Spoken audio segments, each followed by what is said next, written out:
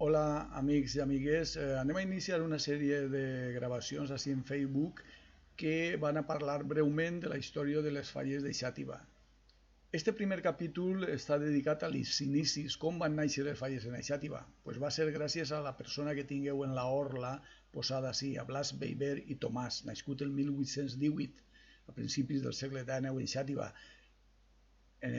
Durant el segle XIX i hasta ya 1840-1860 la Xàtiva d'entonces estava tota rodejada de muralles. Per accedir a la ciutat hi havia que fer-ho a través dels portals com el que vegeu en la fotografia, el portal del Lleó, que era un dels principals.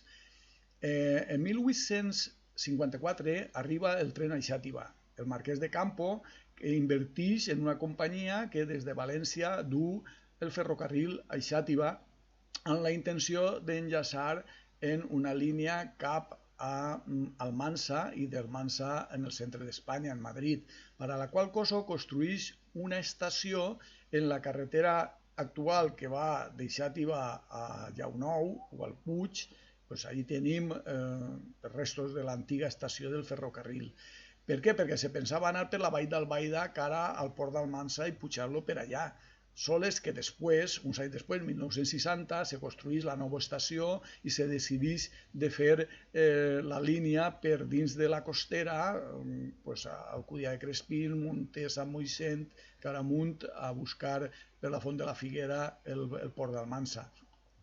I aquests viatges a València en tren que possibiliten l'arribada del ferrocarril a Xàtiva fan que se veja la festa en València i que en Xàtiva naixca el desig de també fer festa.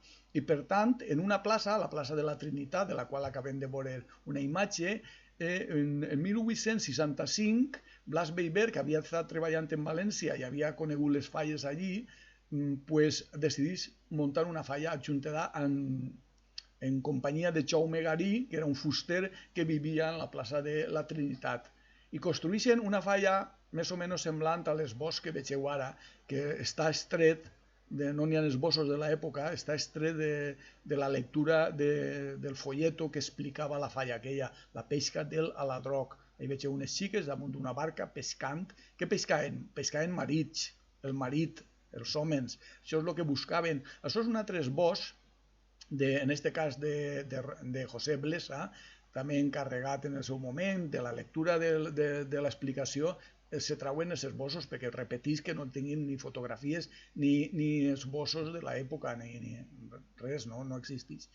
La qüestió és que aquell any 1865 se planta aquella falla i en la plaça de la Trinitat naix ja el desig de fer una segona falla l'any següent, en 1866, i això dona peu a que la falla més famosa de Xàtiva, per la qual se coneix històricament, pues, aparega en l'espectre de la nostra ciutat.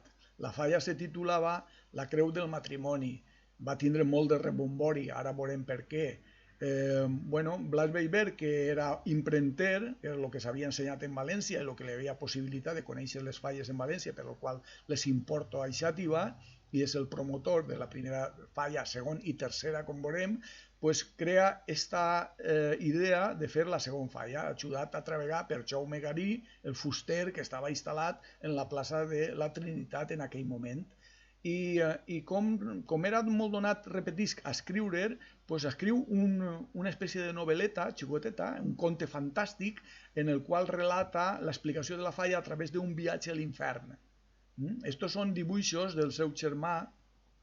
El seu germà li feia els dibuixos per a la impremta va tindre molta fama durant molta època del segle XIX, i estos dibuixos explicaven un poc les escenes de la falla.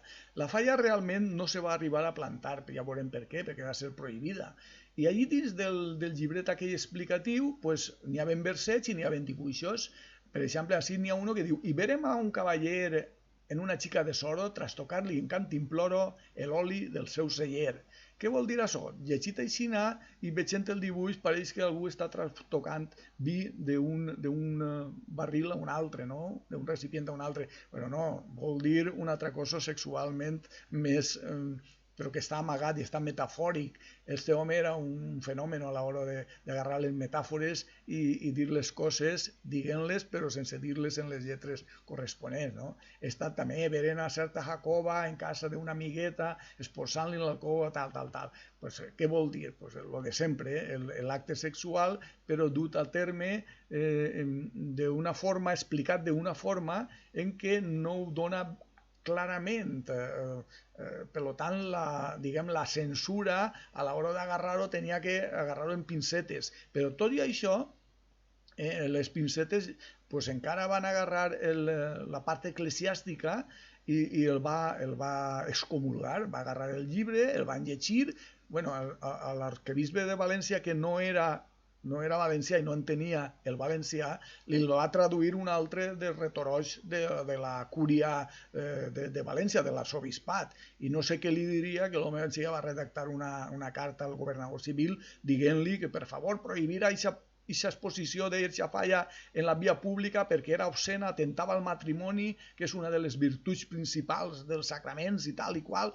La qüestió és que el governador civil li remitís a l'alcalde de Xàtiva una carteta, bueno, mireu-la, així està. En la ciutat de Xàtiva, en l'any 1866, diligència instruïda para la prohibició de la hoguera que se devia de tal, en la plaça tal, titulada La Creu del Matrimoni.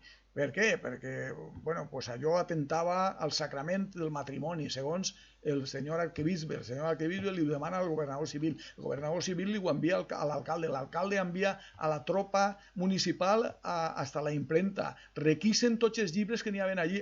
Però com diu en l'última pàgina del llibret La Creu del Matrimoni, este llibre se troba a la venta en la imprenta i llibreria de Blai Beiber i també en la fusteria de Jaume Garí, en la plaça de la Trinitat, el qual vol dir que ja alguns s'havien escampat i estaven en poder de gent que l'havia comprat, i altres en la imprenta els havien amagat en el moment que va anar l'autoritat a requisar-los. Bueno, pues, i si l'any 1866 se va plantar aquesta falla tan polèmica que possiblement no se va arribar a plantar, possiblement, però no ho sabem perquè no teníem testimonis gràfics, fotografies, imatges de vídeo, entonces no existien, no? I l'any següent, 1867, se fa una altra i l'home torna a furgar en el mateix tema. L'home és Blai Beiber, Eclipses del matrimoni. Torna al tema del matrimoni. Recordeu-se, la pesca de l'aladroc ja dia com pescaven les dones als homes, el segon any de Falla, la Creu del Matrimoni, el tercer any Eclipses del matrimoni. Eclipses del matrimoni, l'explicació que ens arriba és un poc ja en poc moral, perquè poc moral de continuar fent falles, degut a el que havia passat l'any anterior en la prohibició de la falla de la Creu del Matrimoni, que va armar tant de rebombori, i l'home va quedar desil·lusionat, per la qual cosa va decidir donar fi a la història de les falles, al principi de la història de les falles de Xàtiva en aquell any 1867. I fins ací donem per bo el primer capítol de la història de les falles de Xàtiva. Breu història. Fins el segon capítol, que no tardaré.